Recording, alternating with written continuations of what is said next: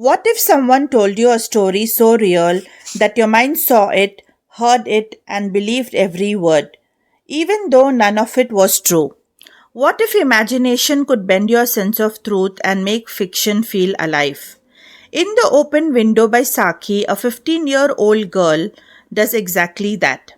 With just a few words, she turns a quiet afternoon into a haunting illusion, proving that sometimes the most powerful storytellers are the ones who look the most innocent.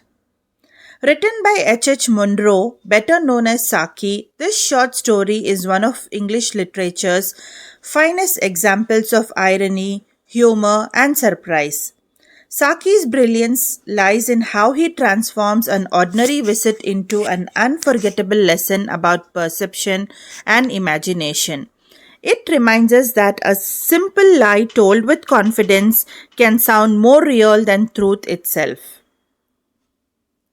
Our story opens on a calm afternoon in the English countryside. A nervous gentleman named Mr. Frampton Nuttall has come here seeking rest and recovery from his nerves. He carries a letter of introduction to a local lady, Mrs. Sappleton.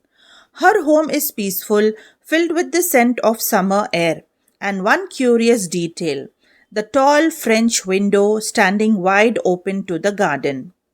As Mr. Nuttall waits for Mrs. Sappleton, a polite young girl enters, her niece Vera. Her voice is calm, her eyes sharp and observant. To pass the time, she begins to talk. Do you know much about my aunt? She asks. When Mr. Nuttall shakes his head, she lowers her voice as though sharing secret.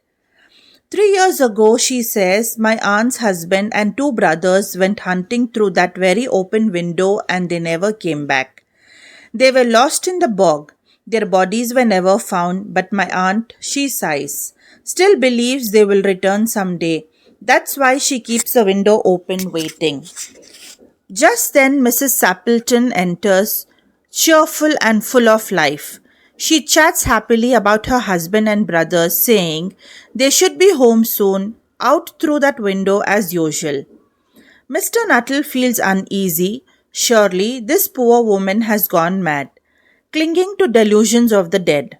Then, through the twilight, he sees three men walking across the field, guns on their shoulders with a brown spaniel at their heels, exactly as Vera described.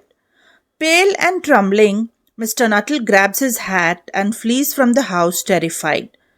Mrs. Sappleton stares after him, bewildered. What a strange man, she says. He dashed off without even saying goodbye. Vera, perfectly calm, simply replies, I think it was the dog, aunt. He once told me he had a terrible experience with dogs and it made him nervous.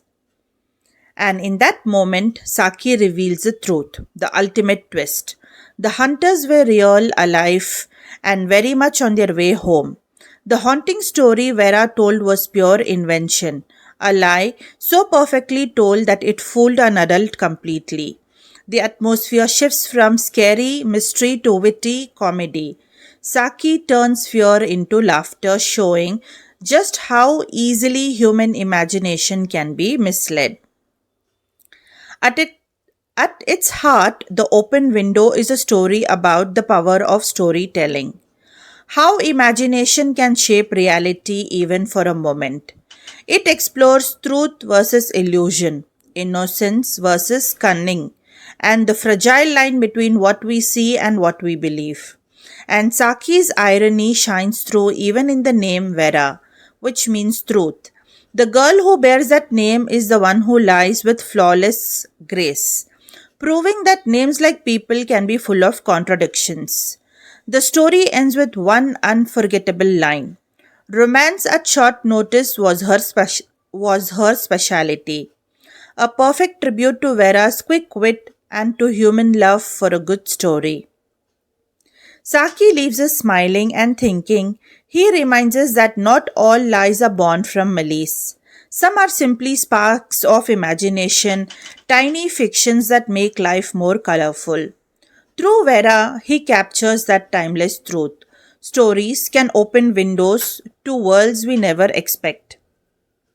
If this story opened a window in your imagination, don't forget to like, share, and subscribe for more timeless tales and insights. You are listening to Enlighten with Sabah, where every story reveals something new about the human mind. Thank you for watching.